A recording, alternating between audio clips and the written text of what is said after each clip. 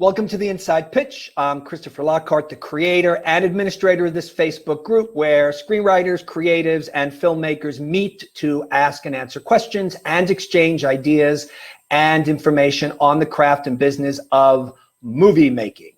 I am joined by my co-host and group co-administrator, the elegant Ramesh Santanam. Hi, Chris. Hi, everyone. Good day, Memorial Day weekend. Yes. Some people might take them a little while to find this stream, or others might just decide to watch it after their weekend hangovers, which is fine. As always, we appreciate the members who join us live. Absolutely. And I'm looking for that, where is that? Our comments section. So yeah. If anybody's there and you have questions, please chime in. Let us know that you're here. As always, we're using a third-party platform, StreamYard, and you have to be registered with StreamYard for us to see your name. Otherwise, you only come up as Facebook user. It's very easy to register, and they don't spam you. So if you want to do that, you can. And so Ramesh, do you have any wise words before we get started? Wise words? No, I'm always bereft of wisdom. Come on, you're one of the most sagacious people I know. And as our members know, you produce these events, you bring in our guests. And we have a very interesting guest today, because this is a really like we're very lucky to get her now, because I think in 2 weeks, she would just have blown us off. Yes. Because things are changing. So it's kind of like a really great time to be able to meet with her. Yeah. And so we're going to bring her on in a second. Just checking to see some of the comments. Hello. People in from Washington, D.C. Tell us where you're from. And Ramesh will be writing down your questions, and he will be relaying questions and comments to our guest. Vicky is watching from Austin. It's very cool. Very cool. We need to give a shout out, of course, to Steve Enlow, who is the third member of our trio. 3 of us moderate this group. A group that does not need a lot of moderating. No. Not at all. All right, so Ramesh, I'm all done with the small talk. I'm really not interested in small talk. I'm so much more interested in bringing on our guests. So I'm going to sit back while you do what you do so well and introduce our writer, award-winning filmmaker. Just you go. Okay. Our guest today is award-winning writer-director GEETA Malik. She won the prestigious Academy Nicholl Fellowships in Screenwriting in 2016 for her script Dinner with Friends, which also won the Comedy Screenplay Award at the Austin Film Festival Screenwriting Competition that same year. That script has now been made into a movie titled India Sweets and Spices, which premieres at the Tribeca Film Festival on June 12th, which is a fortnight from today. And the in-person showing of that film has been sold out, but it can be viewed online too. Tribeca is making that available too. The film is directed by GEETA, stars Manisha Koirala, Adil Hussain, and Sophia Ali, and is produced by Sydney Kimmel Entertainment and Madison Wells Media, whose films include Crazy Rich Asians, Hell or High Water, Moneyball, 21 Bridges, and Motherless Brooklyn. GEETA's debut feature film Troublemaker premiered at the CineQuest Film Festival and was distributed by Asian Crush. GEETA also earned her MFA from UCLA's Graduate Film Program in directing. She wrote and directed the viral narrative short Auntie G's, which won a College Television Award in Comedy Production from the Academy of Motion Picture Arts and Sciences. GEETA is a recipient of the Edie and Lou Wasserman Film Production Award, the Couple Screenwriting Award, and the Jack Nicholson Distinguished Director Award. She also is a Film Independent Project Involved Fellow and the winner of the inaugural Academy Gold Fellowship for Women in 2018. It gives me great pleasure to invite and welcome GEETA Malik to the Inside Pitch. Welcome, GEETA. Hi, thank you so much. Thanks for that great intro. Wow, you're not kidding. I'm exhausted from that. I think one reason that I'm excited to have you here today is because although clearly you have put in a lot of work and you're by no means a newbie, you really are starting your journey in many ways. And I think our members can really relate because you're just sort of on the other side where they're kind of still trying to get in. You have gotten in through clearly a lot of education, a lot of hard work. And so I want to be able to talk about that. But first, congratulations.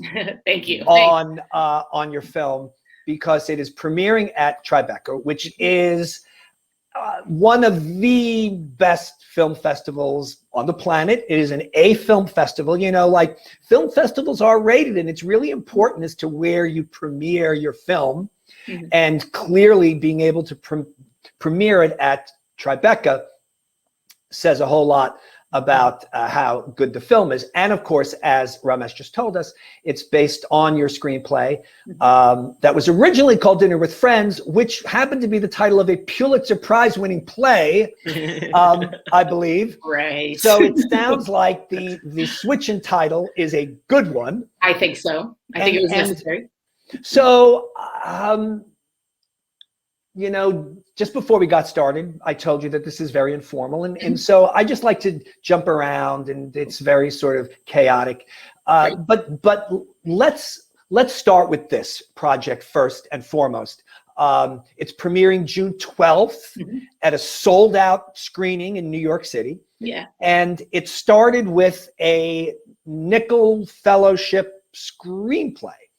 Was this the screenplay that you wrote over the course? No, this would not be. This is the screenplay that won the fellowship, not the screenplay that you wrote over the course of the fellowship, correct? No, yeah, it's the one. That okay. And so can we just start off our conversation with the journey of this script, where it started, what the writing process was, what the inspirations were, what your experience with Nicholl was, or any other contests, et cetera, and then how it got to where it is premiering at Tribeca. So I'm ready to just sit back and let you tell that story.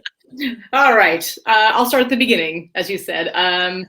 Yeah, I started writing it. So I did my first feature, as Ramesh had mentioned. And then as that was going around the festivals, I started writing Dinner with Friends. What became India Sweets and Spices, I started writing that. And then as I was writing, I ended up getting pregnant with my first child, and I put the script away for a very long time. And then I looked at it again, and then I had a second child, and then I put it away again for a very long time. So the script, I started writing it in 2011. And I was really off and on with it for a long time. When I first started writing it, I didn't have any kids. And I don't know if you know the story at all about India Sweets and Spices, but the plot is a very mother-daughter. It's about a mother-daughter relationship. It's set in the Indian American community. So I drew on a lot of my own experiences growing up, but I really related to the daughter character when I first started writing. And then having become a mother over the course of these many years, I started getting more interested in the mother story, and just this idea of having this past that your kids have no idea about. To you, to them, you're just mom. And so I really wanted to explore this dynamic between the mother and the daughter, and what the mother had experienced and how the daughter was seeing parallels in her own life. So after my kids were somewhat mobile, I went back to the script. I just never wanted to stop working on it. I had to put it away for a while, but it always drew me back. Right. And so I think around end of 2014 and 2015, that's when I really dug in. And that's when I really started just cranking out the drafts. And I actually submitted to the Nicholl, I think in 2015, and I got to the top 10% for the Nicholl. And I was like, yes, amazing. And I used that, like, I was submitting it to different production companies. I was like, this script made it into the top 10% of Nicholl, hoping that someone would try to come in and fund it, because I always knew I wanted to direct it as well. And then, I resubmitted it in 2016, and then ended up winning the Nicholl that year, as well as Austin, as you mentioned. So it was a very good year. And from that was the first time since graduating film school, period, that I had gotten representation. And that was directly because of the Nicholl and Austin, which are both incredible programs. And, you'd mentioned before too about, picking and choosing festivals. I think picking and choosing fellowships and awards and things that you're applying to also makes a big difference. So luckily I won those two, and then got my reps, and through my manager, I got a producer, and the producer took it around to production companies, and we ended up with Sidney Kimmel and Madison Wells, and here we are now. Wow. In a nutshell. I did notice that one of my friends, who unfortunately passed away, is a producer on the film. Oh. Yeah. So Oh. I thought that was great. Melissa Rucker. Melissa, yeah. Yeah.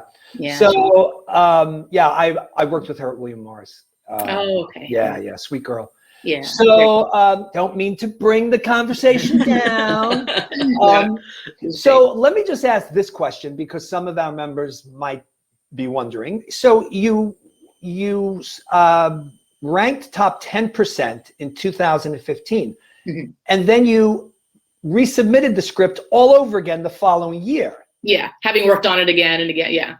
And did you have any reservations, like, oh, well, if I didn't win last year, I'm not going to win this year? What was sort of the whole thought process there? Yeah, no, I was actually very encouraged by getting into the top 10%, and they sent me a lovely letter, and I wrote back and I was like, thank you so much. And I feel like you get so much rejection in this industry. I mean, some people, flat out no's, there's form letters, people don't even respond sometimes. So even when you get that little glimmer, for me, it was just like that, oh, it was a sign, just keep going, keep trying. And like I said, the script had a hold on me. And frankly, I figured that I was going to direct it one way or another. I was either going to raise the money myself, whatever it was going to be, I wanted to make this movie. So I thought, okay, well, it's not quite there yet. There were things I wanted to change about the script as well. So I just went back and revised and worked really hard and really dug in. Sent it around to friends, got a ton of notes back, feedback. And then I was like, you know what, I might as well just try again. And let's see if it gets even further, like I'll just use that in my next letter. Maybe it got to the quarterfinals this time, and I'll use that in my letters to production companies and my emails. So no, I found it actually really encouraging. I was like, I need to keep going on this. One of our members is asking, did you resubmit it under a new title, or did you use the same title? Same title. And I think I asked them at the time if you're allowed to resubmit. I can't remember how that whole thing worked, but yeah, I was concerned. I know there's certain programs that you're not allowed to resubmit unless it's drastically changed. But no, I think they encourage people to try again. So. And there's so many things that I want to ask you, just like being a mother. So you've got two children, and how do you find the time to write? Because I know that this is an issue with a lot of our members, because they do other things, and so how do you even find the time to do that? It's very, very challenging, and especially, of course, for everyone, this last year has been insane. It's been chaos. My kids have been out of school for most of the year, all of the year, in fact, over a year. So it's hard. I feel like the quote I keep coming back to it's from Toni Morrison, and I'm going to butcher the quote, but it's somewhere in my head where she says, you have to write on the margins of the day. And I was like, that's perfect. When I was in college, I did 2 years of electrical engineering and hated it. To this day, I'm like, what was I thinking? But I think of that because in physics class and in all these classes I was supposed to take for engineering, in the margins of my notebook, I was writing poems and I was writing ideas and bits of dialogue. And so that quote from Toni Morrison, who was also a mother, really stuck with me. And it's like, okay, you do all the kid stuff, you do all the house stuff, you do whatever you have to do for work. People have jobs as well as kids. I mean, it's like juggling all of that is tough. And then at some point, if you ever have that moment in a day, which sometimes there are days where you don't have those moments, where you can just sit down and be calm and be by yourself and be with your thoughts. That's when I try to write pages. All that being said, I feel like there's also a lot of the process of my writing that happens while I'm doing other things. It's not necessarily just sitting down and typing. I'm thinking of scenes, things go on the back burner and stuff too. So I think that helps. Right. So when you won the nickel, tell us about that. Sort of what was that process like? Did they assist you at all, or was it just purely the momentum of winning the nickel? Did you have to go to reps? Did reps come to you? Give us sort of all of that info if you can. The nickel is an amazing program. I think they help a lot. They don't introduce you, for instance, to agents and things like that. But after winning the nickel, those people came to me, which is ideal. That worked out real nicely. And it's a group. It's, everyone stays in touch. There's monthly lunches. Once you've won the nickel, you're sort of part of this big family of wonderful human beings. Besides being extremely talented writers, this whole pool of people, they're good people. And I've made a lot of friends through there, and it helps to have that writing community too, and people to ask for advice and mentors to reach out to. So while winning the nickel was the turning point in any sort of career I'd want to have. It was the reason I have reps. It was the reason I got any attention from the industry. And same with Austin. Austin is really a big family as well. So everyone stays in touch, which is nice. Tell us about the getting represented process. Did you meet with several reps? Were they giving you the hard sell? How did you sort of deal with all of that? Yeah, I did meet with a lot of reps. There were a lot of people after the nickel who reached out to want to read the script. A lot of people I never heard back from. But the people I did hear back from, yeah, there were a lot. I went on the little water bottle tour of LA, which was fun. There were people who had more of a hard sell. There were people who sort of just wanted to feel me out and see like what else I had in the pipeline, because the truth of it is I'm very lucky in many, many ways, but this movie is all Indian people. There's no A-list star for America. For India, I mean, Manisha Koirala and Adil Hussain are huge. But I think they weren't necessarily looking at me to make the movie. They looked at the nickel as a sample, of the script as a sample. So there were a few hard sells, but mostly it was sort of feeling each other out. And I think, a good piece of advice I got is, trust your gut. It's a cliche, but it's very, very true. When you're thinking about someone that you're going to be working with very closely and intimately, and you want them to understand you as a person and understand your writing, there were people that I clicked with immediately, and there are people that we just, went like this. And so that was clear to both of us, and, no harm done. But what else did you want me to talk about for agents? So did they knew that you had already directed a feature, correct? So they knew that you were a writer director. Did they know that you wanted to direct this? Yes. Okay. And so did that. Yeah. All right. And so did that turn some people off potentially, do you think? Potentially it may have. I think, again, I was in a unique position because it's so entrenched. It's very, I'm not gonna say it's my story by any means, but there's a lot of elements of my upbringing in there, and it's an Indian story. So I think they weren't looking for like Michael Bay wouldn't be a good match. They bring in, it'd be like Mira Meyer or someone, which I'd be like, oh my God, honored if that happened. But there's only a handful of people anyway, so I don't think they ever looked at that as a negative thing. Actually, I think it helps even, getting me out there for jobs. I think it helps them because it just opened more avenues for work. And do you have both a manager and an agent, or you do? Yeah. And did you get them both at the same time, or did you get the manager first and then the agent? And I think it was approximately the same time. I was with a different manager right at the beginning. I signed with someone else right after Austin. And actually at Austin is where I met my first agent, who was at Paradigm at the time, and I've just been with Paradigm ever since. So I think it was approximately the same time. And then the manager I'm with now, Lynn Radman, I got her about 8 months after winning the nickel. The other manager didn't quite work out, so. And did you have any concern about their relationship? So because agents and managers do have to work together, and if they don't know each other or they don't like each other, that can often sort of not be good for the client. Right. I didn't have any. They all knew each other. Lynn, my manager, had been an agent herself, and so she has a really vast network of people, and they're all. I'm going to sound really cheesy here. But they're all good people. I feel like I can't work with people. Like someone once told me too, if your phone rings and you see your agent's name and you're like, ugh, that's a bad sign, right? That's something you don't want to get a call from. Like my agent called, my managers call, and I'm like, oh, cool. And I'm like, oh, what's going on? Like we just talk, and it's very natural and casual, and it's great. So I felt like the people that I've ended up with, there was just a natural, we're all like cool, good people. So that worked out. I never felt friction. I haven't to this day, which is nice. Great. Like that is a consideration for sure. And so then tell us how the actual movie came about. Mm-hmm. Yeah. So when I got signed, Lynn, my manager, introduced me to a bunch of different producers. I believe my agents did as well. And I spoke to a few of them. I had a lot of meetings with various producers, and it was the same kind of thing. Like you have this vibe with them. You feel like they get you. They feel like you get them.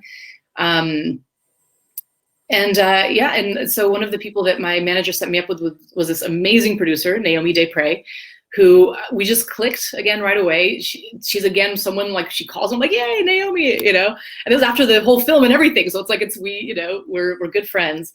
And you know, from there, honestly, it was a pretty easy ride, considering how hard my indie stuff had been before, and even for this film prior to the nickel, just pounding the pavement, trying to get people to believe in it, trying to figure out where the money would come from. As soon as Naomi signed on, she went around to the production companies on our behalf. And her having navigated the system many, many times before, she's made some amazing films. She knows what she's doing way more than I do. So her coming on was a real turning point for the film. And with her connections and with the people that she knew and people that she knew the script would resonate with, we ended up with, and SK Global, you know, we ended up with them because they do a ton of work in Asia. They know a ton about Indian film. So that ended up being the right home for us. One of our members is asking, is the film in English? Yes, it is in English. It is. But there's Hindi bits mixed in, which is how Indians talk. Yeah, that's exactly. Right. Yeah. Right? Stephen wants to know, when you pitched your screenplay to producers / investors and included that you wanted to be did you include that you wanted to be the director, or did you pitch yourself as the director first? You know, No, I think from the beginning, I was very much the owner of the movie. Like I was like, no, I'm directing it. I went in with that right up front, and it wasn't questioned, which is great. You know, I was like, this is my story. I had a pitch deck. I had a letter from the director. I'd done I've got all my materials together and all that, and everything said, no, I'm the director, the writer, the director. So from the beginning. It's I mean, you had already one feature under your belt. Yes. But still, it's tough sometimes because often the first thing out of a producer's mouth is, oh, you know, can we bring on a different director? Yeah, I think if it was a more mainstream film, that would have happened. But. Right. So there's clearly been sort of a turn a little bit. You know, I'm not saying that it's a sharp turn, but we are seeing a turn in content that it's a little more diverse. We are seeing more diverse stories. You know, you just look at the Oscars this year, and Awkwafina's movie. What was that called? That was very funny, very charming. What was that? The Farewell. The Farewell. Yeah. Yes. You know, that almost sort of seemed to kind of because it's like, you know, you almost have to go back to like the Joy Luck Club or something. Oh yeah. Know, right. Yeah. And then, but it seemed like that movie, Awkwafina's movie, sort of almost kind of like little bit of a firecracker. You know, under the town's ass, which is, hey, like maybe there is an audience for these kinds of movies. Yeah. But so what has been, you know, your experience of as a woman in the business and a woman of color in the business? Yeah, I think you're right. I think The Farewell was huge. I think Crazy Rich Asians was huge. Crazy Rich Asians, yes, yeah, of course. Yeah, I think that was, I mean, I owe John Chu a lot. I'm like, he really opened that door for my film. I really believe that. And you're right, you have to go back a long ways to find that kind of all Asian cast, or, you know, more diverse storytelling. You have to go back that far. I do feel like it's changed a lot. So I graduated film school and I had my film Troublemaker, which was a road trip movie about an Indian American girl who goes to find her father. So it wasn't all about the culture. It wasn't a culture clash, but the culture wasn't ignored. She was clearly Indian. She spoke Hindi every once in a while and that kind of thing. And I remember when I was trying to get that film funded, everyone was just like, why are you doing this? Why does she have to be Indian? And I was like, well, because I'm Indian and these are the stories I want to see. I want to see my people up on screen and my face up on screen, people like me. So I think even when it's taken a long time to get to this spot, even for me, let alone people who have been working on this forever. And I would say it's only in the last handful of years that people have seemed more open to it. I think there is still a long way to go because a lot of the scripts and things that I get, to put it mildly, are based in the stereotypes and some of the cliches. We're still working to overcome that because I think what people seem to want is diversity and inclusion. And I believe most people's hearts are in the right places, but they're worried about it being commercial. That's just always the note I get, which is that there's no white people in this movie.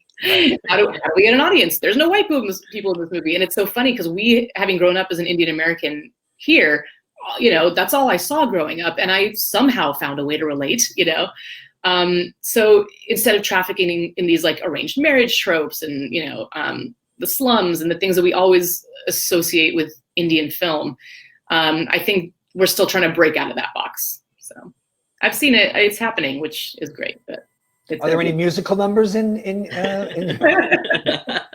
I'm a huge fan of Bollywood. Like, I love Bollywood. Love it. Love the song and dance. And they do. Is that a racist question, by the way? Is that like an ignorant? No, I don't know. But you know something? I love movie musicals. So it's like anytime you watch a Bollywood movie and it's just like a musical number pops up, I'm like, wow, great. I loved it. Yeah, and not even just Bollywood, but I grew up like The Fiddler on the Roof and My Fair Lady. I love those kinds of films. Yeah. But that's one of the cliches is there a dance number at the end. Well, I want to live up to Whitey. I want to perpetrate all of those cliches. So we do have a very diverse membership. We have people from all over the world. So, like, what is your advice to people of color who want to tell these kinds of stories where in the past Hollywood has been like, no, I don't know. How do you, what's the advice there? It's tough. I mean, it sounds really easy to say this, to stay strong and push, because the thing is, it's not going to change if we keep caving in to what people are looking for. At the same time, I mean, there's a huge history of amazing diasporic filmmaking. I mean, people have been doing it outside the system for so long. I would say don't shy away from telling your story. Just know that if you get into the machine, they will ask certain things of you. And if you don't stand strong for your film or for your story, then you might be perpetuating a lot of those stereotypes, which in some cases can't be helped. But I think the advice is just, we got to keep doing it because it's not going to change otherwise, so. It's very simple advice, but it's like, it just makes a lot of sense that's just, you got to stand your ground. Yeah. So can you talk a little bit about the production, sort of what, where you filmed it, what sort of the highs and lows, how long was the production? How long were you in post? Just sort of all that general stuff. Yeah. So we went into sort of pre-production spring of 2019. Feels like decades ago, considering this year we've just had. But so spring of 2019, we started tech scouting and all of that. So since winning the nickel and all of that and getting the production companies, there was, at least a year of development, getting the film to where they felt it was ready to be shot, and I felt it was ready. So spring of 2019, and then we shot for, I believe our schedule was 22 or 23 days in May. In June, I went to India for a week. We had a few scenes to shoot in India. And then when I came back, we started post, but there was still one day of shooting that we had to finish. And we were trying to do it in LA. And our actress, Sophia, got this role on this Amazon show called The Wilds, and she's phenomenal in it. So she was in New Zealand, so it was a whole bunch of scheduling stuff. We were still doing post. We had started editing already, so we were doing post from, I believe, August to December. Then we started hearing, I guess, the first inklings of COVID, January 2020. Sophia was able to come back. She's a trooper. She's amazing. She had one day. It was like a 24-hour turnaround from New Zealand to LA to do two scenes that we just needed to finish the film. And we did that 2 weeks before the country shut down. So we got it right under the wire. Sophia flew back to New Zealand. And then COVID hit and shut everything down. We were trying to get our schedule together, and we basically started post. God, it's all blending together, but we started post soon after that. And we did post all through COVID. So, we were in these mixing bays, editing bays, mixing rooms with our masks on and sitting 6 feet apart and looking at the screen and all that. It was crazy, but luckily we were in post. We weren't trying to shoot while COVID was happening. So, we finished August 2020, I want to say. Is that right? Somewhere around there. Finished color correcting, all of that stuff. So, the long process. Did you shoot the film in LA? No, most of the film was shot in Atlanta. So we shot Atlanta for New Jersey. The film takes place in New Jersey. Right. Is that where you're from originally? Are you from New Jersey? No, I'm from Colorado. I grew up in Colorado. But our producer, we had one of our producers grew up in Jersey, and he knew a lot about the Indian culture there and, the community there. So yeah, he set it over there. Now, you said that that 2 of your actors are big stars in India. So what was the casting process like? Did you have to meet with them? Did you have to pitch yourself? Sort of, what was all that like? Yeah, so our one of our producers, Killian Kerwin, he's been to India more than I have, easily. He goes like every quarter. He's really connected to the community there and the filmmaking community there. SK Global did Delhi Crime over there. I don't know if you guys saw that Netflix show. So he knows the industry really well. So he asked, they were asking what kind of people are you imagining for this role? And we all made sort of our lists of who we would want. And my top 5 were all Bollywood stars because I've grown up watching Bollywood. There's tons of talent there. And for the parents, I really pictured people from they had to be from India. I felt like that was important because there's an immigrant aspect to the story. So I wrote down my top 5 Bollywood people. And then Killian was like, well, what about Manisha Koirala? And I think my head exploded because I didn't even consider her because she, in my head, she's like the Meryl Streep of India for me. She's in my favorite film of all time, Dil Se. So when Killian brought her up, I was like, would she read the script? I would love that. And so he got her the script. She likes the script. We got on a WhatsApp call, I believe, and I was trying not to lose my mind. I was like, oh my God, I'm going to talk to Manisha Koirala. And it was great. Same thing. She's really warm and friendly and down to earth. She got the character immediately. She's a total pro. She's an incredible actress and a really good human being and really nice. So we clicked on the call. I can't even remember if it was a video call. But yeah, she, Killian had told her about me, and obviously I knew about her. And the same thing happened with Adil. They just worked with him in Delhi Crime, and I was like, I would love to work with him for this film. So Killian was really key. The production company was really key in getting us those contacts. And can you talk a little bit about distribution? Yeah. So we don't have distribution yet. We're hoping Tribeca will be our platform to get it out there. Right. Great. Yeah. And I'm sure that will happen. Yeah. So, yeah.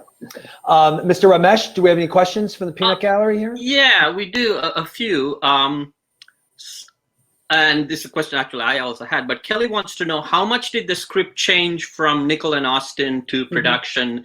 And, were there and also sort of directed, because you were also a writer-director, when you were directing, did you have to sort of toss away the screenwriter in you and say, okay, this is what I have, I loved writing this scene, but it really doesn't work here. And were there moments like that for you too? Yeah. So first question, the script did change quite a bit from the Nickel to production. And I think, a lot of that was, it's practical stuff. We don't have the budget for that, or, there's no logistical way to do this in the way that'll do it justice, so a lot of it was practical considerations. A big change was we lost the voiceover. There was a voiceover in the original script. Yes. So we got rid of that. And I think for good reason too. I think it was a lot better to be able to show what was happening. When you're writing, I love writing first person. I love voiceovers. I'm one of those filmmakers who loves it. I know it gets a really bad rap, but I think if it's done right, it's really nice. And I think it can enhance the film. And in our case, in this screenplay, it felt like we didn't need it anymore. Through the development process and through, scripts, scenes that we added, scenes that we took away, it just felt unnecessary. It felt like it was actually weighing it down a little bit. So we got rid of that, which I think was a good choice. So yeah, things like that changed. Things were just sort of streamlined. I think that's the best way to put it.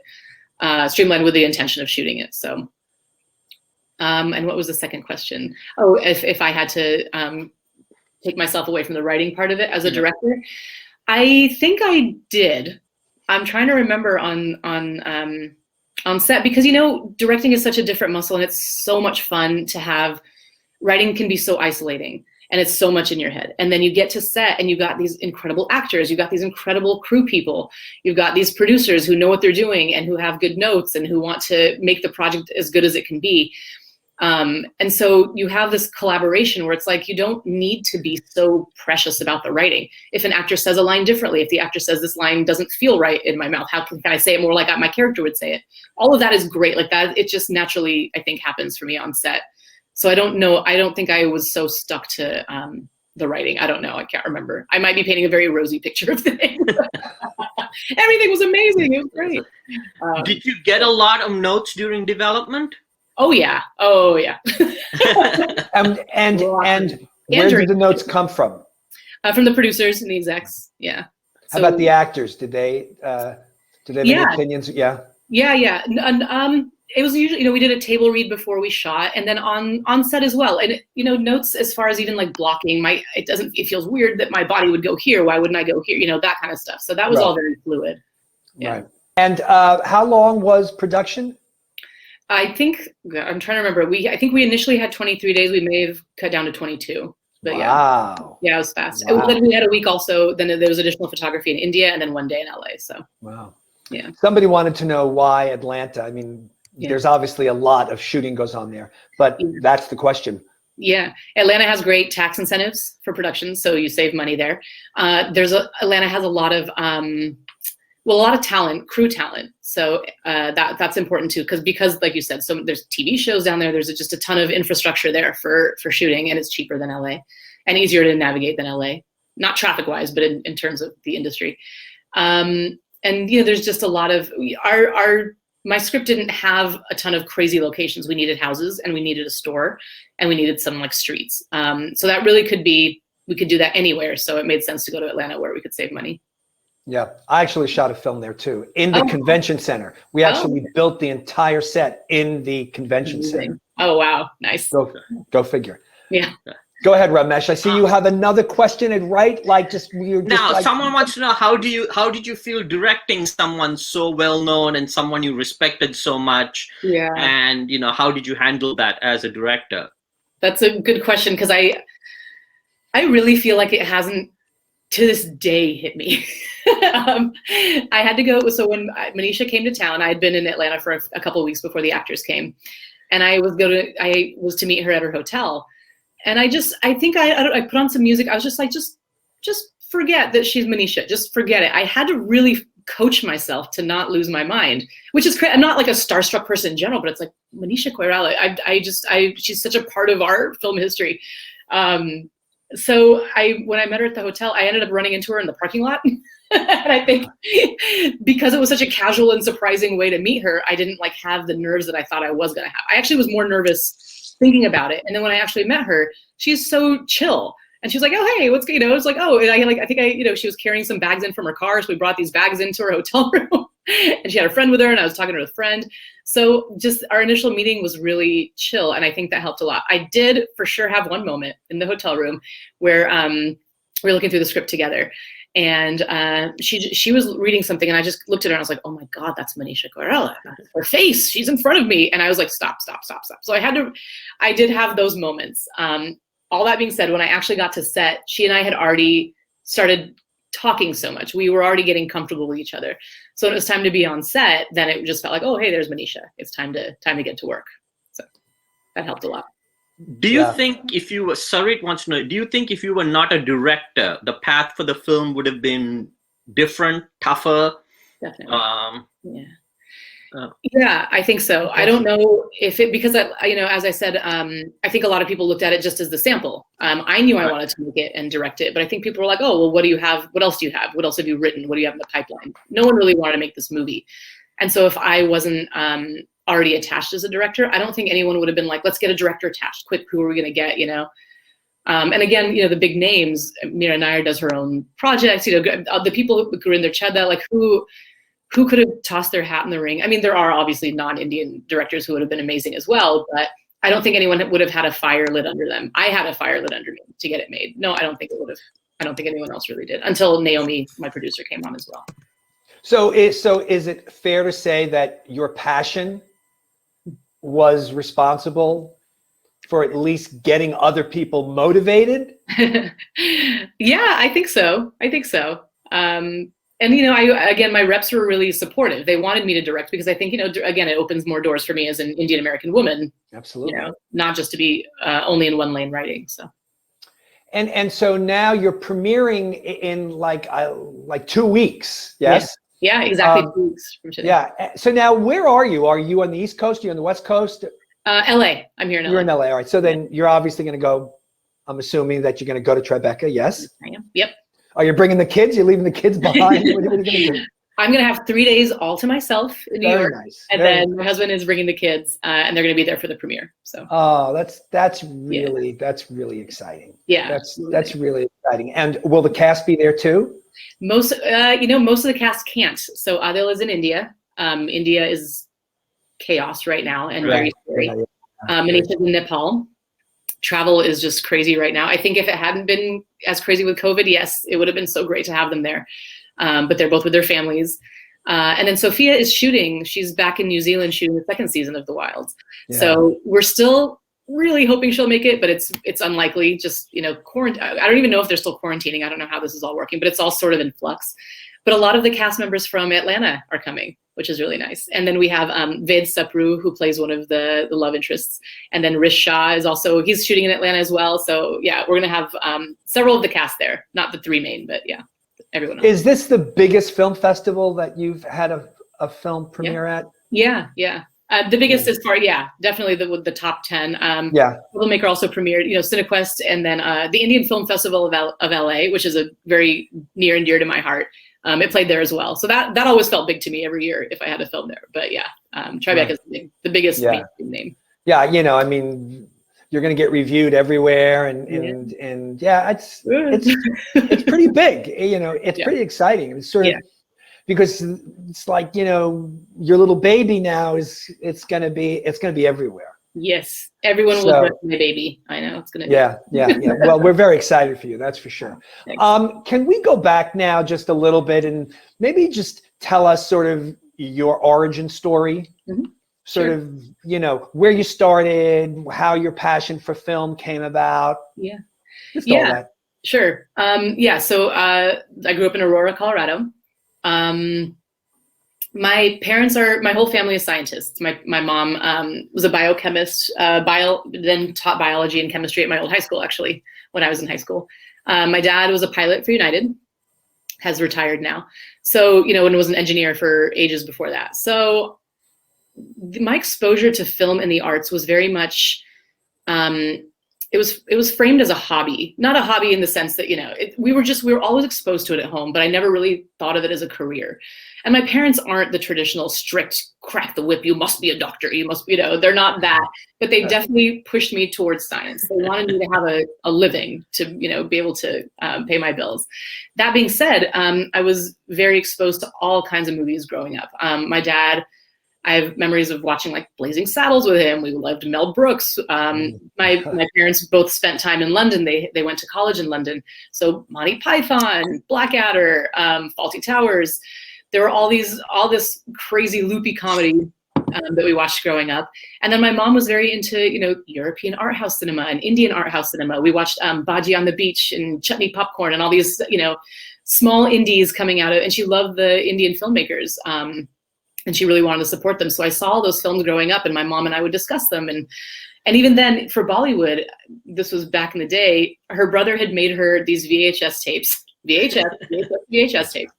of just nonstop Bollywood songs from that era. And my mom would just have them on. I feel like all the time we were just watching them. So the music was sort of part of me. The films were part of me.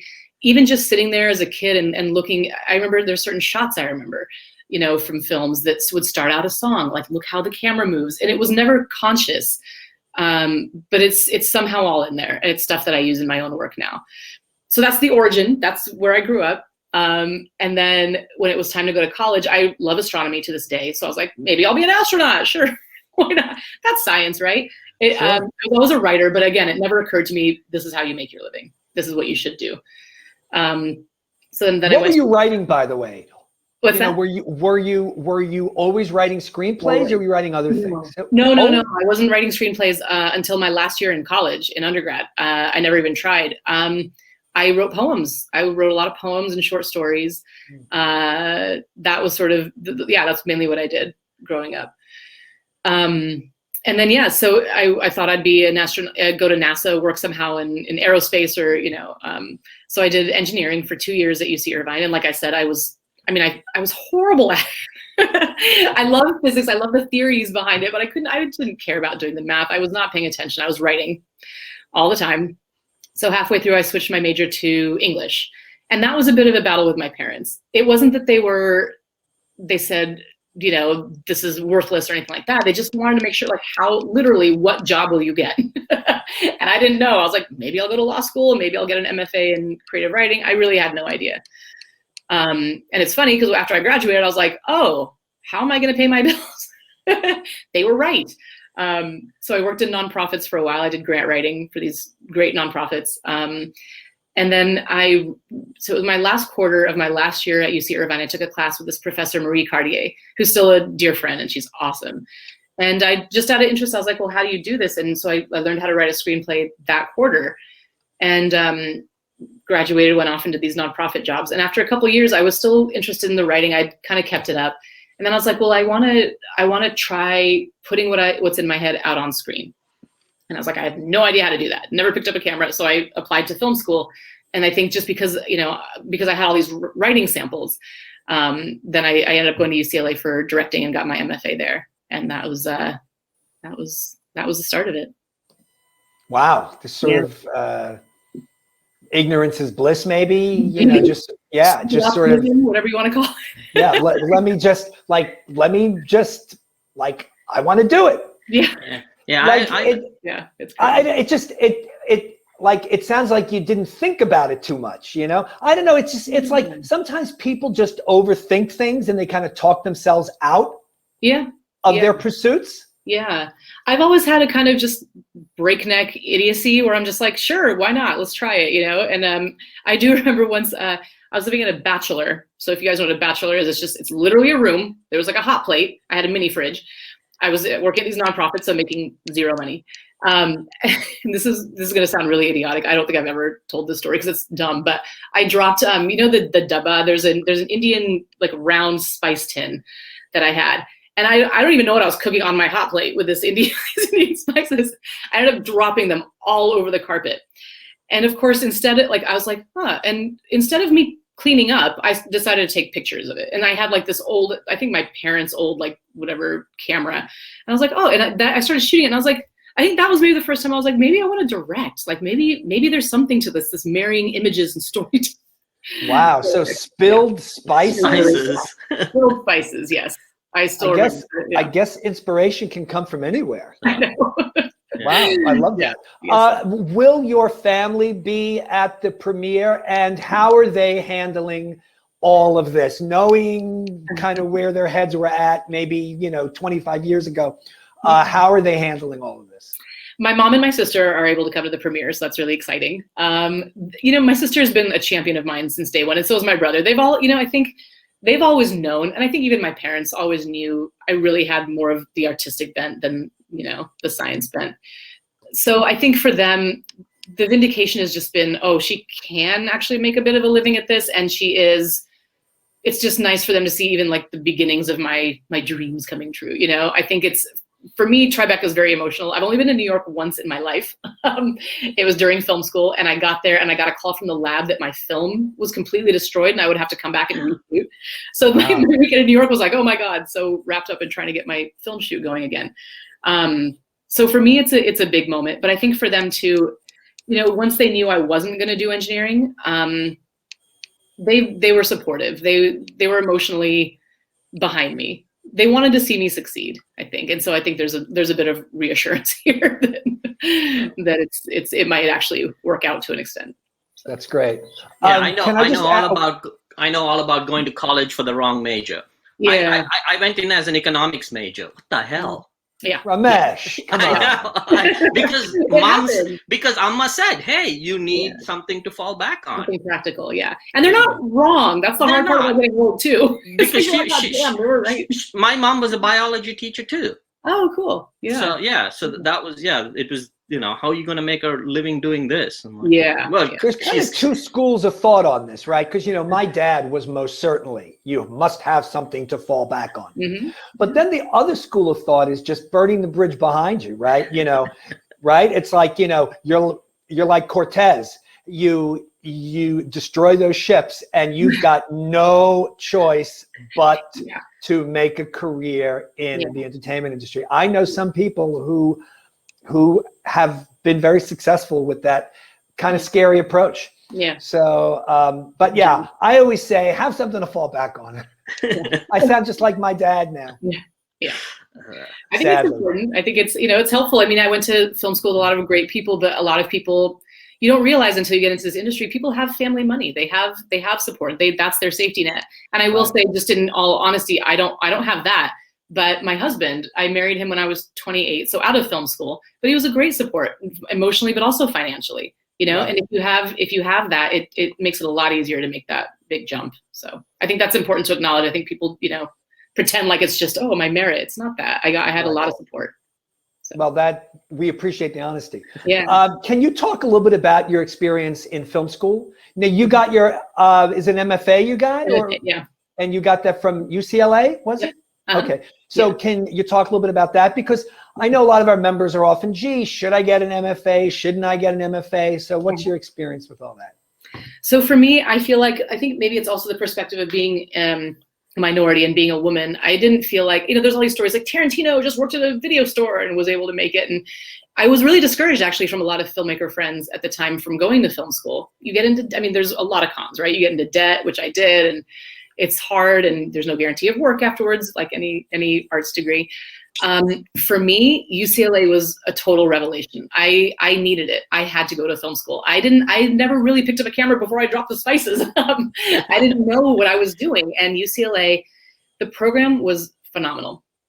You can always look back and say, oh, this, can, say this didn't work out so great. This didn't work out so great. But for me, coming in knowing very little about filmmaking, it was boot camp. So your first quarter is basically boot camp. You grip, you gaff, you DP. I didn't even know what those positions were on set when I got to school.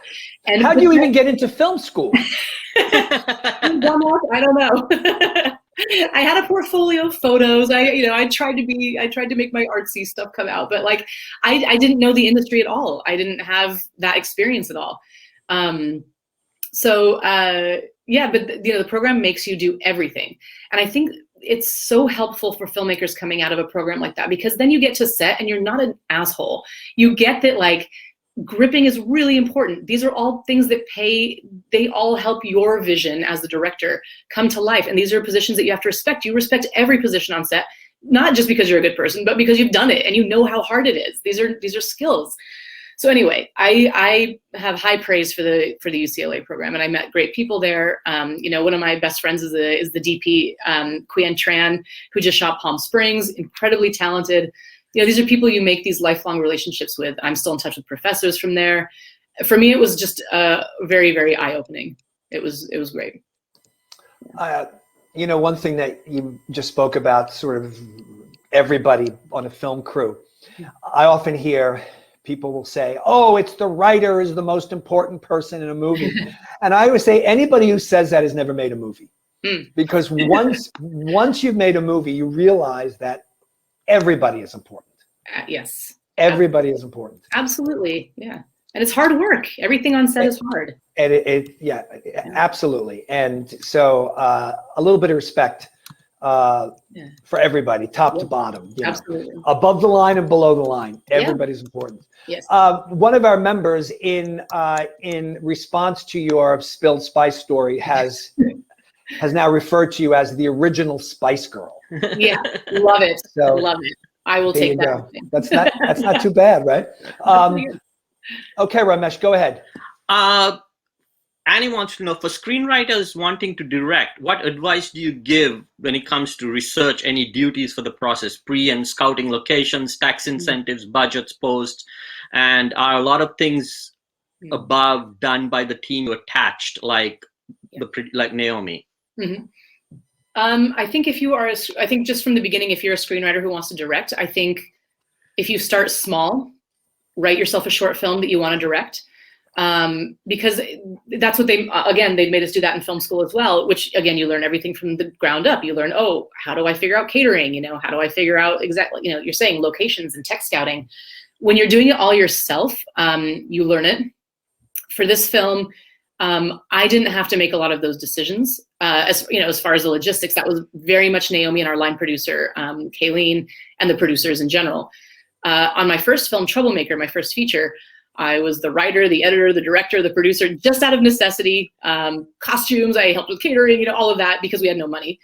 And that was utterly exhausting. So I would say don't do it for your first feature necessarily, but if you're a writer and you haven't directed before, I think if you write a short film, this is gonna be very cliche, but if it's something simple, even if it's something 2 people in a room talking, 2 people walking down the street, it'll force you to, okay, but how am I actually gonna shoot that? Where should the camera go?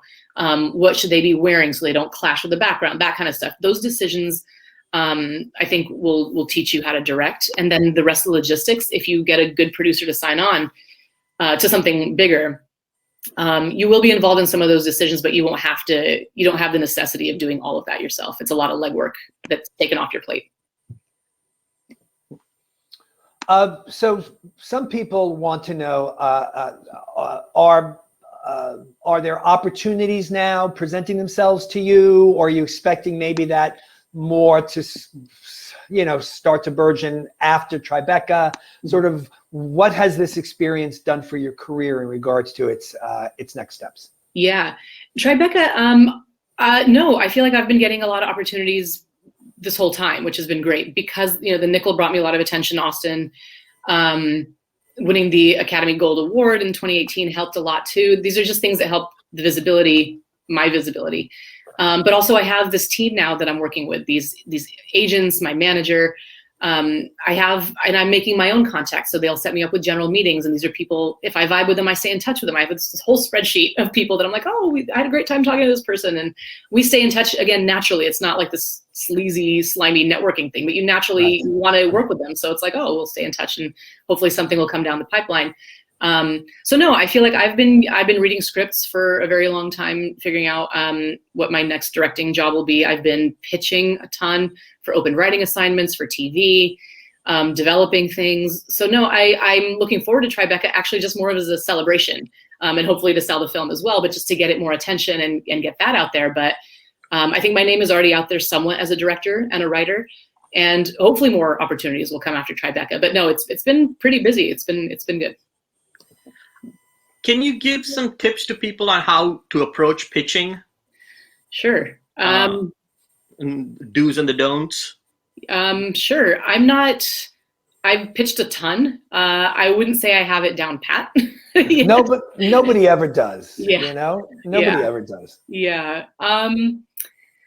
So I think for me, I'm very much I prepare a lot in general for everything.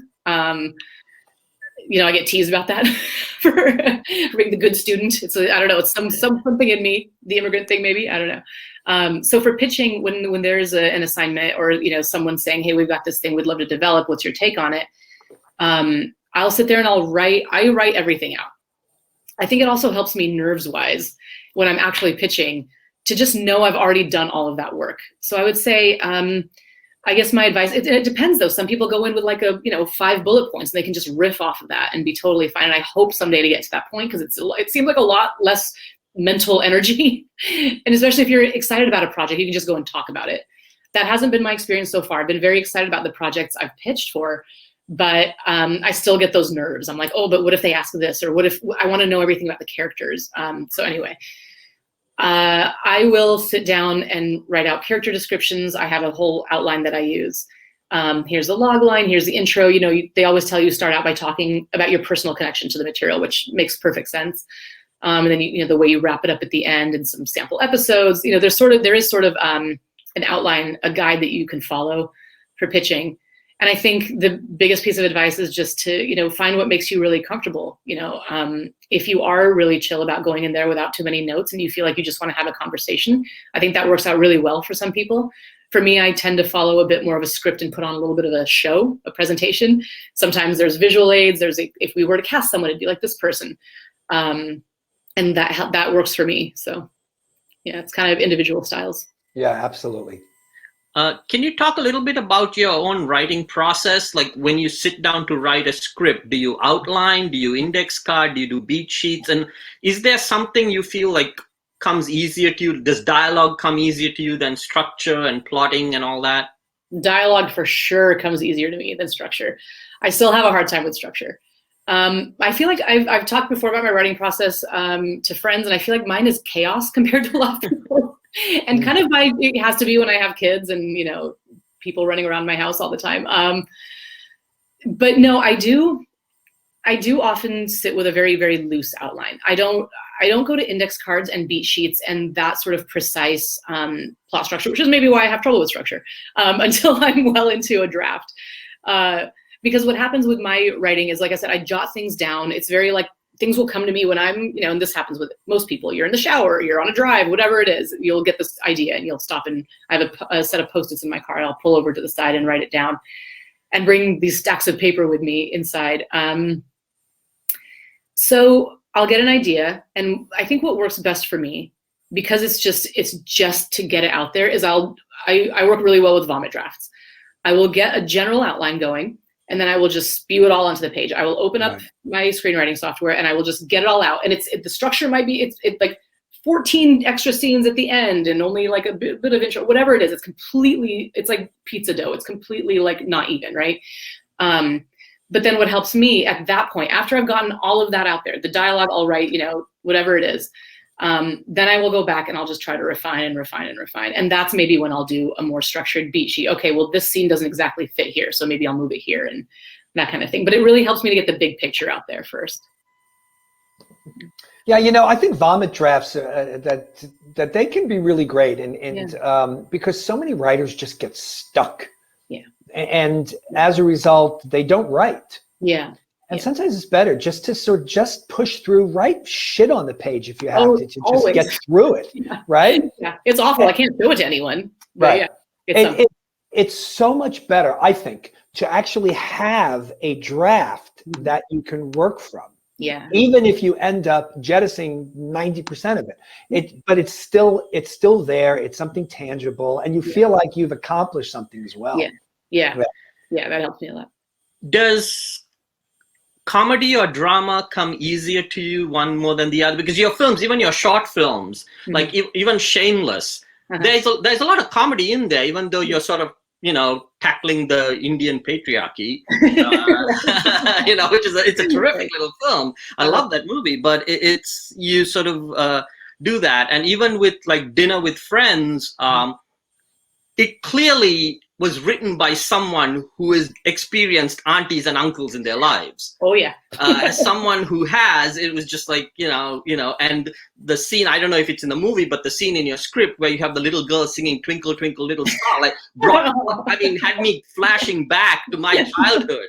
Yes. Because there's always some little kid performing for aunties and uncles. Yes. I'm so glad to hear you say that. It made it into the movie, but not into the final cut. But we have the audio in there. Oh, shoot it. I have that footage because that's exactly it. And but it's clearly written by someone. But your films are sort of, you have that sort of comedy and drama. Does one come easier for you than the other? Or? I feel like drama. I feel like comedy. I feel like drama is harder for me. Comedy definitely comes easier to me because I think I'm naturally sarcastic. My dialogue comes easier to me, and so like quips and stuff come easier to me. I maybe drama is more like structure in that there has to be something behind it, and I think that's harder for me. When I don't think I've ever tried to just write a straight drama. Anytime I do, there's always I always get to this feeling of discomfort. There has to be some levity in it, and even the films that I love, it's hard for me to sit down and watch just a straight drama. I admire those films, but on a Friday night, those are not the films I'm putting on. So yeah, comedy certainly feels a lot more natural to me. Is that a poster of Rocky behind you? Yes, it is. Yes, it is. Are you a fan of Rocky? Big fan of Rocky. Really? And then big fan of Rocky. I used to do many moons ago, and a lifetime ago, I used to do martial arts. And I still have a punching bag in my garage. And I like boxing, and I've got a Muhammad Ali poster over here too. Wow. So you could kick Ramesh's ass? Oh, I mean, it's not too many words. Because I would like to see that. the Indian battle. Yeah. Yeah. But how much of Dinner with Friends was taken from your own experiences? Mm-hmm. And was that what inspired you to write it in the first place? Was that you had all these aunties and uncles growing up? Mm-hmm. And for the uninformed, aunties and uncles aren't really relatives. They're just, right. Family friends become aunties and uncles. Yeah, they're just people in the community. Yeah, yes. And it's a term of respect, and also, and endearment, but also respect. If you don't know an auntie's name, you don't say, hey, right, auntie, exactly. right? Exactly. Yeah, I mean, a lot of it is based culturally, for sure. Like you're saying, the auntie and uncle culture and all that. My parents tried to keep us in the culture a lot when we were growing up. My parents are very, very proud Indians, and they've made us very proud Indian Americans, which is good. We've never hidden our culture. They've never made us shy away from that. But all that being said, there's something of the small town feeling with a community of Indians, and especially in some place like a place like Aurora, Colorado, where I grew up. There was an Indian community for sure. People always ask that, are there Indians there? Yes, there are Indians everywhere. And it's since gotten really diverse. Aurora is an incredibly diverse city, but it wasn't so much when I was growing up. So Indians tend to cling together, as any ethnic group sort of does, right? Especially immigrants. You want to go somewhere where you can speak your language and feel comfortable and eat your food and all of that. So it is based a lot on that. It is wildly exaggerated for comedy's sake in many cases. Maybe not wildly, but it is, they're over the top. A lot of these parties that I saw growing up were over the top. But even with the comedies, you're asking Ramesh about comedy versus drama. I feel like even with the comedy, there has to be something grounding it. And I think that's the real experiences I had growing up. A lot of them are in here. Yeah. There are a lot of our members they're really relating to your stories. One of our members says, "Time flies. I'm the auntie now," and same here. yeah. So there's a lot of that going on. Yeah. In here, a lot of people really relating. Someone says, "I finished law school. My mother went in for her failed liver transplant the night before I had my bar exam after a long hospital stay. We lost her. So I took the exam and passed, yet never practiced. It taught me life is priceless and to make it count. I'm happy to have the degree in education, yet like Geeta, I'm an artist. So thanks so much for all of this. So great." And then there's a question here. Have you ever considered setting your poems to music? Ooh, that's a great question. No, I have not. I have thought about trying to publish them again at some point, but I don't know. It feels very vulnerable. I said as a filmmaker whose film is about to be completely judged and torn apart. Yeah, exactly. But yeah, no, I haven't thought about that. That's really interesting. I don't know. It's interesting, dude. So are your poems more personal to you than your films? Yeah, I think so. Really? I think so. I think because I've also, I did my English degree and I've been writing since I was a kid, but I don't know if my poems are any good. Like a couple of them have been published in like tiny news, whatever, magazines and stuff. But film, I don't know. Film is just, you have to put it out there. I can't like make a film and, no one see it and I put it on my shelf. And you can, but the point is to have an audience. Correct. And I guess in poetry as well, but poetry feels very, like I still have a journal. I write my journal every day. Like it feels like that. It feels like journaling a little bit. Do you write every day? I try to write a couple lines at least in my journal every day. I don't necessarily write films every day. Yeah. You mentioned, I'm sorry. No, go ahead. This is actually a selfish question, because you mentioned the Academy Gold. I'm not familiar with that. Can you talk a little bit about that for us? Yeah, it's a pretty new program. So I won the inaugural one, which was 2018. So that was the first one. It was it's an initiative to help female filmmakers. So it's a filmmaker who was already sort of within the Academy family, one of the fellowships. So I was eligible because of the nickel. They also have like the Student Academy Award winners. There's other fellowship programs and stuff within the umbrella of Academy Gold. And then the Gold Fellowship for Women came with a grant, which was amazing. And it just came with, again, like a little bit, the increased visibility of having won it. It was to support a filmmaker in making a feature or making her. So you've actually made a couple of bucks off of the Academy, huh? Yeah, a little bit of money here. Wow. That's pretty cool. And did you have to apply for the Academy Gold? Yeah, it was an application process, but it was within this pool of people already, within the Academy Gold people, but yeah. Right. Yeah. Okay, yeah, because I'm not familiar with it, but that's really good to know. Yeah. I'm sorry, Ramesh, I didn't mean to cut you off. No. Stephen says, you spoke about structure in your screenplays. When you became the director to something you wrote, were you taken aback or saw where you may have struggled with that structure and in a way that you corrected the structure to fit the movie? That's a really good question. And I would say that as a director, I don't think, because on set we were just getting through the scenes and shooting, but in editing, that's where, there's that cliche too, where you rewrite the film 3 times, right? You write it 3 times. So in editing, for sure, there were, and that's what's great about working with a great editor is they'll be like, this feels really long here. This pacing is off. So you cut scenes here and there. So I think that's where I really, that's where it kind of got its structure. Was it tough cutting scenes that you really liked? Yes. Like the little twinkle twinkle star girl,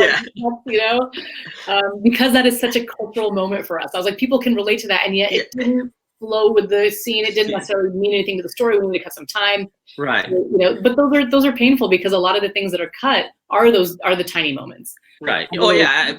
I read your script when it, soon after you made One Nickel, and I remember reading that scene and going, yep. She has been to parties. Yeah. Yeah. Those are still like, oh, you want those in there, but yeah. So someone said, do you feel it's necessary to have an agent with your first film? And also, do you have other scripts in the works as well? When I made my first feature, I didn't have an agent, and that was a lot of legwork for me. I don't think it's vital. I think if your film gets any sort of attention, you'll get an agent. I didn't after my first film. I didn't till many, many years later. It'll help in the sense that you can, it just opens that many more doors for you in mainstream Hollywood. Me not having an agent after my first feature, I was the one doing all the legwork, sending out all the emails, pounding the pavement. There were opportunities that passed me by because I didn't even know about. Your agents are plugged in, and you're not plugged in the same way. So I think it helps for sure. But you can make things outside that system as well. I think people just automatically assume, oh, well, you made a film and the film got distribution, so I'm sure that you have an agent, and agents are just banging down your door. But that's not always the way it works. No. Why do you think it didn't work that first time? Why do you think it didn't work the first time? And then, is it really because of the Nickel Fellowship? I mean, yeah. Yeah, I think it is. Well, the first film that I made didn't make a splash. It didn't go to any top 10 big film festivals. It didn't get major distribution. There are first-time filmmakers where that does happen for them, and then they get their agents. Or maybe, I don't know if they had agents before, but people who are making a $60,000 film that splashes at Sundance, well, then clearly people will be pounding down their doors. But no, I really do feel like the Nickel and Austin were a huge turning point, because I had this feature for many years. I mean, I guess 2015 was when it really came together in its current form, or it's, close to current form. But I tried. I went to tons of producers. I had a lot of false starts. There were 2 or 3 producers that I started working with, and then we couldn't get funding, and so it kind of fizzled out. I mean, it's just, it's a long process. So I think the Nickel and Austin helped for sure. So folks, you got to be brushing up your scripts. I think it's too late to enter the Nickel now, right? I think maybe Nickel, I think was last month or earlier this month was the the deadline for that. So, but and so for Austin too. And for Austin too. So, but you got a whole year to get those scripts in. It's $40-$50 to enter. So, maybe you put $1 aside a week if it's a burden on you. Yeah. And it's clearly for you, the Nickel was an amazing investment. Definitely. And again, I love the fact that you were not discouraged the first year, that you went back the second year with the script and you won. Yeah. That's a Rocky story. Right? That's your Rocky 2. That's your Rocky 2. He lost at the end of Rocky 1, right? If I'm right. Yes, he does. Yeah. Did you make a lot of changes between in the drafts in the story? Yeah, Between the 10% and when you won? I did, and even when I had sent it into the nickel, I kept, even, you know, there's a time period, right, where you wait to hear back. Even during that time, I was still revising. Yeah, so I was still working on it the whole time. Yeah, again, with an eye towards trying to shoot it. So trying to make it as good as possible for that. What did you learn from this directing experience that will perhaps shape, or maybe sort of you'll take a different approach the next time because of things that maybe you learned? Yeah, it's interesting. This is, you know, again, this is my first time working with producers who actually produce, who know what they're doing. Before it was just me on Troublemaker, and I didn't know what I was doing. So one thing I learned is if you have the right team, it just makes it so much easier. I have to give complete props to Naomi. She's incredible, and showed me what a real producer does and can be like. Things that I would do, I mean, I think what I learned is kind of what I had said before, is that, you know, you have to do your best to stick to your guns for the story's sake and for the movie's sake. If you get a team, first of all, that they all want to make the same movie, that's very important. You don't want to get in there and realize you're making a different film than you had signed up for, or that they had signed up for. That's really hard. So I think it's very important to all get on the same page beforehand. And we did, but throughout shooting, there were certainly challenges, you know, locations got cut, or, you know, we ran out of time for something, or, you know, whatever. There's always a million fires to put out on set. And I think what I would do again going forward was try to assemble the right team and continue trying to do what I feel is right for the movie and for the characters, because there's also a lot of pressure to change things that you don't necessarily want changed. And it's important to learn, what am I just being stubborn and egotistical about, and what really shouldn't be compromised. So I think I'm still learning that. But that is something I learned on set. Oh, I have to differentiate when it's just my emotions being like, no, I really, really want this. I wrote it, it's my baby, it's my directing, whatever. Or being like, well, it's not vital for the film. And that's hard to do in the moment. So that's something I'm trying to learn to get better at as I go forward. Are you allowed to share with us what the budget was? You can say no. I'm not allowed to share. Okay, that's fine. That's fine. Listen, you know, I ask the hard questions. That doesn't mean I'm going to get the answers. But, you know, I'm going to ask them anyway. As a filmmaker, screenwriter of Indian descent, do you feel any sort of obligation that your stories need to have Indian characters, you know, South Asian characters? Or do you see yourself making a film like Seven, or a rom-com that doesn't have any, you know, any sort of Indian or South Asian characters? Is that? I do feel an obligation, but it's also what I'm interested in. You know, I became a filmmaker because I wanted to see Indian American people on screen telling stories that weren't about slums, about arranged marriage, about, you know, all the same things. I want that diversity. So I'm very happy. Like, all I write, which maybe isn't great for my career, but all I write for my own projects are stories that are about South Asians. And it's not necessarily even like, it's not entrenched in the culture necessarily. It's just, these are the characters I want to see. So that is what I generally write. I do feel an obligation to portray us accurately, which I think is a hindrance at times, because the problem is that, and I spoke about this with a friend also, if you only have one person or just a handful of people out there, you're gonna have certain stories be overrepresented. For instance, I'm Punjabi. We're completely overrepresented in pop culture in India and out here, right? Right. So, but the problem is, that's literally my experience. I can tell South Indian stories, and I have tons of South Indian friends, and I love South Indian food, but I haven't grown up in that culture. And for people outside the culture, they're like, what's the difference? It's India. It's a big difference. There are a lot of differences in the culture that way. The language, whatever. Oh. So I do feel an obligation, and I do feel a responsibility, and I think that's good. I think it's important to do that and to stay in touch with the community, because those are the people I'm making these films for, you know. Yeah, in India, you can travel 100 miles and not speak the same language. Absolutely, yeah. There's so much diversity within India too. Uh-huh. Yeah. You know, it's almost unfair that you have to even be asked that question, right? Because, you know, I mean, who's going to ask a white person? Absolutely, right. Yeah. That's why I asked question, right? Yeah. Well, I'm glad you did. No, it's hard, but it's like, there's that famous, after Better Luck Tomorrow screened at Sundance, Justin Lin's first film, Roger, Ebert stood up and said the exact same thing. He was like, well, you would never ask a white filmmaker the question you just asked Justin Lin about representation. Right. Then asked him, why are you representing our culture in such a negative way? And he's like, that's what happened. So. Steven wants to know, when shooting with your cinematographer, did you take his advice when he suggested to shoot as many angles as possible, or in the editing process, or did you stick to your vision? No, I love working with a DP who knows what they're doing, and we worked with, my DP was Shane Kelly, who's phenomenal, and I love writing dialogue. I can see things in my head, but I am not the most technical director. So I'm very happy to give that responsibility to someone else. If I say, there were times on set, I remember there was this one shot where I told Shane, I want the camera to kind of go like this and then sort of swoop down and then like come to the door. And he was able to interpret that and be like, okay, so she wants like a crane here. He was able to do that. I couldn't say that. I can't tell you like what lens I want on the camera, but I can tell you I want this feeling. I want to be right here with them. But it felt very collaborative, and Shane he's a very chill human being, which is also really nice to have on set. And all his crew was the same way. Everyone was just like, it was just very calm on set, which is nice.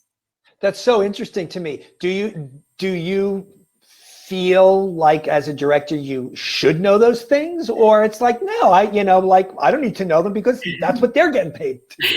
Part of me feels very like I should still learn it for a long time, even after film school, because even in film school we had to learn how to shoot. Like I was DP on some of my friends' films, which was not great. But I still feel like I need to learn that stuff, and every once in a while I'll be like, okay, let me figure out lenses. It can't be that hard. Let me figure out aspect ratio, whatever it is, like whatever the technical stuff is that I still feel somewhat intimidated by.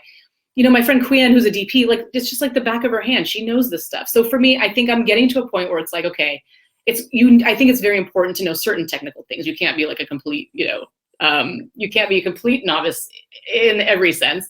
You have to know certain things because it only helps.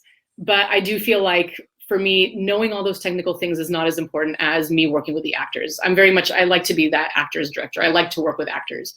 I'm not so concerned with the stylistic stuff of the film. And I think that's my personal style, and I think I have to embrace it. So. Yeah, if it works for you, and I'm sure that your technical people, that they probably love it because it's like, wow, like we can actually do our jobs. Yeah, I think communication-wise, it's important to know a little bit so you can articulate what you're trying to do. People don't want to guess either what you're trying to get across. So I do have that basic knowledge, but I'll never know as much as a DP knows, and that's fine with me. We interviewed, the very first interview we did was Oscar winner Christopher McQuarrie, who wrote The Usual Suspects, and he encouraged our membership to go out and direct. And how do you feel about that? So let's say that I'm a writer who only wants to write. I really have no desire at all to direct. Would you still tell me to go out and direct something? I think it's really fun, and I think it can only help your writing, honestly. I think that's actually good advice, because it's the same thing they tell directors: go take an acting class, learn what it feels like to be on the other side, Right. So I think that's great advice. I would encourage people too. Yeah.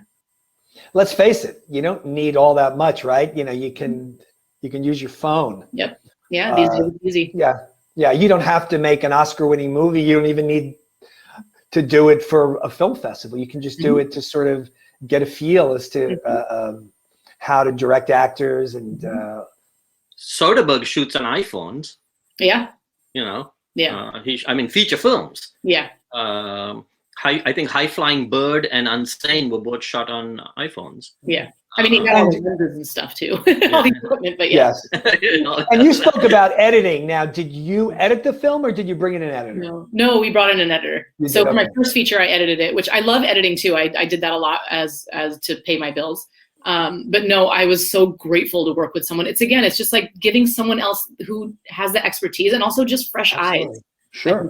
It was great, yeah. Especially the fresh eyes, huh? Yes, yeah. And was there a good collaboration between the two of you? Like, you sort of understood when he wanted to cut something, and yeah, and it was always a conversation. We always went back and forth, and then there was times where I would like actually push them and ask them and say, can you show me something I didn't write or direct? Like what are the moments that I'm not seeing, or like what is a different way to look at this sequence? You know, I want, you can also just blow it all up just to see what it looks like, and that you might learn something from that too. So no, I like collaborating with an editor.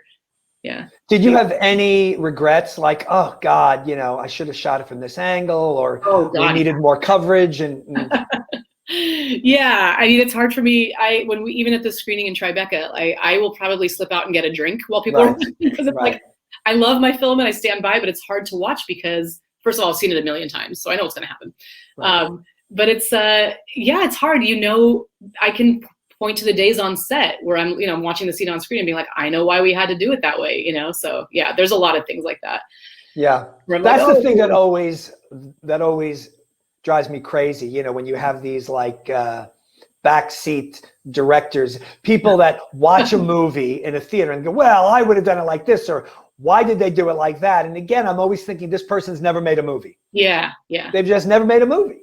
Yeah. Because when you make a movie, you understand that there are a lot of practicalities that come into play that demand that you do, you know, something for a particular reason that maybe is a little less artful than you would have wanted, and but it happens. Yeah, definitely.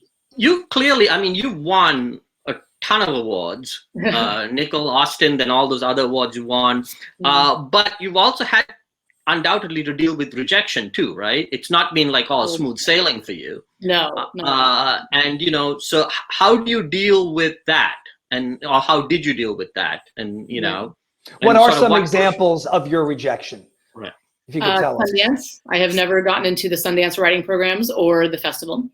Film Independent. I've never gotten into the director's lab or the screenwriting lab. I mean, I don't know if I deal with rejection, but I have a folder I have two folders, one that says yays and one that says nays. And the nays folder is like 30 plus, if not more. Oh yeah. And I hold on to them. Not that I go back and wallow, but it's just, it's nice to be like, okay, well, that one didn't work out, and just move it into the folder and just not look at it again. That one didn't work out, move it into the folder. And I've gotten a lot better about that. But I think it's also, on one hand, it's a numbers game for me. If I try to think of it that way, you know, some people might get what I'm trying to do. Some people might not. You just have to grow that thick skin.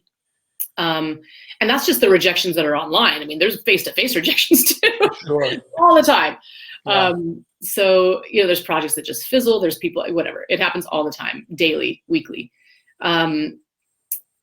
So it's the yay and nay folder, people. The yay folder and the nay folder. I love that. I have one that says failures. No. on my hard drive, I have one that says failures. It's so crazy. It's like, you know, it's really nice to hear you list off all the things that I've done, but it's like, I don't know. I just write, which is, again, it seems very easy to say. You have to do what you're doing, because you don't know if your script is going to get to the right person. If someone had a bad day that day and they're reading your script, if someone had a bad day and they're watching your film, whatever it is, people bring that subjectivity always. And so, you know, to put yourself in their hands feels very, I don't want to be disenfranchised like that. I want to still feel like I have control over what I'm doing. Oh, you didn't like my script? That's cool. It's still my script. I'm still going to take it out. I'm still going to do something with it. Maybe not. Maybe I'll put it away. But I don't want to feel like that crushing weight, which I still do. It's not easy. You still get that, you know, I have to recover from rejections. It takes some days sometimes, you know. I don't know. It's part of the game, I think. And, you know, even the numbers thing is important to just keep trying. But I think it's also important, I think you were saying earlier too, that you have to, if you can be strategic, because frankly, a lot of these fellowships and things cost a lot of money. I applied to a ton of them. They do cost money, and they cost time, mental energy. Yes. You have to get letters of rec from people. You have to write personal statements over and over again. It's like, it's a lot. And instead of doing that, at a certain point, I was like, I'm just going to write. I'm just going to do my own stuff and let's see what happens, you know? And I still did, of course, apply to the Nickel and Austin, but it felt more like I wasn't just like carpet bombing, you know? It's just, okay, these are the ones that I feel like are worthwhile. And then you get rejected from those too. And it's like, all right, well, you know, you still find a way to get your work done. So, well, here's a note from one of our members that says, I have a feeling Sundance will be a big yes very soon. I don't know. I mean, I love Sundance. I think the people behind it are fantastic. And I think it, you know, for a lot of people, it can make and break your career. Well, usually make a career. And yet it's not the only thing out there. I think that's also important to remember. It's not the only game in town. And it's a great game, and they deserve all the respect and accolades. But there are other ways to get where you need to go. And there's, we hear stories about people being rejected all the time, over and over and over again, and then they still persevere and do what they want to do. So. And let's face it, Tribeca is the East Coast Sundance. I mean, really. And it is, it is. I've done the film festival route. I know it's a grind, mm-hmm. and and it can be tough because there's a lot of rejections there. Yeah. So like for every Tribeca, there is perhaps the Sundance or the Venice or the this or the that you didn't get into that you really wanted to. Right. So yeah. So Ramesh, that was a good question because yeah. Did you offer any movie suggestions before they read so that people you're working with got a good understanding about the feel of your script before production? Did you ever do that? Yes, not films that I didn't send anyone a list of films, but I made a sizzle reel. So that's where my editing came in handy. I made a sizzle reel. This was also on the recommendation of Naomi, the producer, who was saying, I had a pitch deck that had been, PowerPoints, a PowerPoint. Do we still call it PowerPoint, Google Slides, whatever it is? Yeah. So I had images so they could get a sense of like the colors and I described it. But then she was like, if you do a sizzle reel, they can actually see this. So I took scenes from various movies and I cut them all together with a Bollywood song running underneath. So I got the sense of, That's great. So it's part of the culture that way. But no, not particular movies, but I mean, there were references. I referenced a lot of young adult films. Easy A was one. Right. I love Clueless. It's not, they're not parallels. It's not, this movie is not Clueless by any means, but certain character things are, so. How long was this sizzle reel? Maybe 2 minutes, really short. Yeah, just scenes, tops of scenes. And like, because that comes up a lot with our discussions. People want to know when they're making sizzle reels, like how long that. I read an interview with you a while back, and last night I was reading it and I sort of skipped through it, but you talked about having imposter syndrome sometimes. Yeah. Do you still deal with that? I do. How old was that interview? I shouldn't. I think it's natural. I think I have it in the sense that I was just talking to my husband about this last night. I have a lot of knowledge of films. I have a lot of subconscious loves and hates in films. But even when I applied to film school, it was a stupid, just sort of like, not impulsive, but stupid optimism is what I call it. I didn't know Tarkovsky. I didn't know Bergman. I didn't have that same film language that a lot of kids did that I went to school with. And so I think that is where it really felt like imposter syndrome, where I felt like I had so much to learn and so much to catch up on it. I always felt like, should I be in my all black with my beret smoking? I just didn't feel artsy enough. I felt very, and even to this day, I feel like my tastes lean far more commercial than people might expect from an Indian American minority filmmaker, or a woman filmmaker. I know a lot about French New Wave, and I learned it all in school. It's not something that, so that's where my imposter syndrome really comes from, is feeling like I still don't know enough. I need to learn more. Which I think is a good thing, because it propels me to keep learning and keep educating myself. I will say there has been a turning point. I don't know how recently it's been. That's why I was asking how long ago that interview was. Where I feel I've often been fueled by anger in my life. I think it propels me to do what I want to do. But there's a stubbornness too, where I don't want to get weeded out. So now I'm kind of like, no, I do belong here. I should be here. I need to keep telling myself that. And I think I'm getting better about feeling like, no, there's no reason for me not to be here. We interviewed Shane Black, and that was a big thing with him. Oh, interesting. Yeah. So it's clearly, I think, very natural. Yeah. If I can, be your shrink for 30 seconds. Tell me, give me the advice. Are you writing specs now? Are you writing pilots, features? Yeah. So I'm writing a feature for Netflix right now. It's an adaptation of a novel. I have 2 TV projects in development. I have another one that I'm writing about an Indian American family in Orange County. That's my own. That's a spec of mine. And then I have 2 other spec features that I'm writing that are just also projects that one is I'm writing with a friend to potentially direct, and then one that I'm writing to direct. So. Are you attached? Are you attached to direct the Netflix project? No, I'm not yet, but I'm hoping to be. I'm hoping. Well, this is what Tribeca can do for you, right? Yeah. Yes. Yeah, Absolutely. yeah. So it's really exciting. So, Mr. Ramesh, do we have any final questions? No, I got all my questions All right. out of the way. Is there anything that I should have asked you, or anything, Geeta, that you would like to say? Anything that, oh God, I hope this guy's a good enough interviewer to ask me this question, which I didn't. No, this was great. It was nice hearing all the questions from people watching and stuff as well. So no. Oh, one question someone did ask, and since you have applied to fellowships and we have a lot of members who do, any tips on, how did you go about writing and presenting your personal statement and your director's statement and that, because all of those ask for that. Yes, they do. Every one of them asks for this personal statement, and so can you give any advice to people? Yeah, I'm trying to remember. I mean, there were times, and I did a lot of copying and pasting, because once you write it, you're just like, I've already told the story. The personal, I mean, for me, it not that they came naturally, but it is because, like I've said, this is what I want to do. I do want to write Indian American stories. I want to write female central stories. My upbringing and everything I do in my life sort of makes sense with that.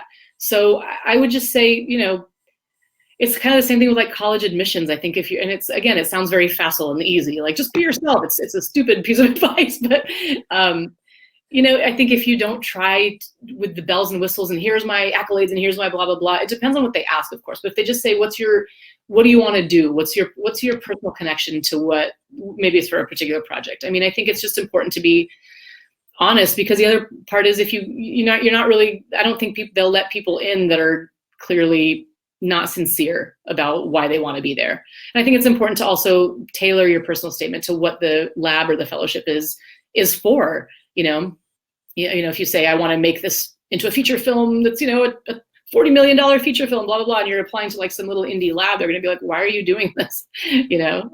So I think that's important too. Just tailor it to something realistic, a realistic expectation for the program.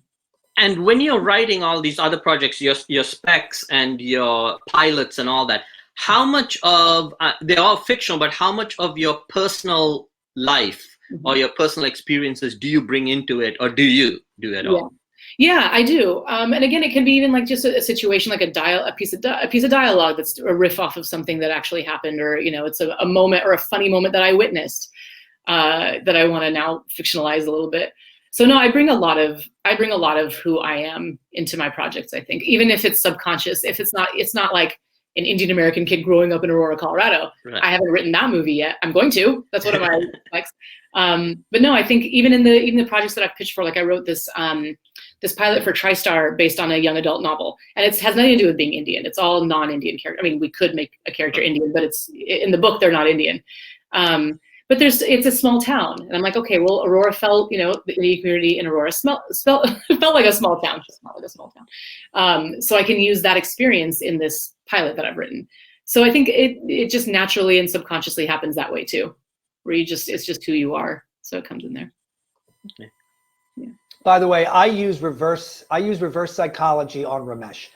So I asked Ramesh, are there any more questions? And then he'll say no. And then I know that there'll be about another hour's worth of questions. This is the way I keep the interviews going. Now, other than that, it's just like, do you have any advice to writers trying to break in and, applying to fellowships in Austin and Nickel and, sort of doing what you were doing 8-10 years ago? Yeah, I think it's hard because there is no ladder. There's no prescribed way, right? Like, it's not like you get to this rung and then you're guaranteed to get here and here and here. So for me, I can just tell you what worked for me, which is that I just kept writing my own stuff. At some point, I applied to a ton of fellowships, and at some point I got really tired of doing that and I stopped, and I said, I'm just going to streamline and apply to the ones that I think might actually help me get my projects made and that felt worthwhile because they had this, this sort of longevity.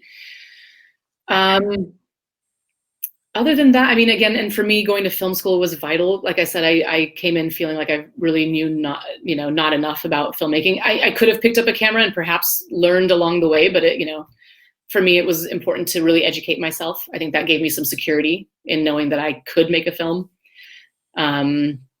I think that, you know, the main advice that I get and I have gotten is to just hone your voice. You know, don't try to run around sounding like everyone else. Don't try to chase like, oh, everyone's doing horror movies right now, maybe I'll do a horror movie, you know, because things change, things break through when you don't expect them to. So I think just saying, okay, well, I'm going to be stubborn about this. There are certain things that I love to write and I'm good at writing, and I'm just going to do those.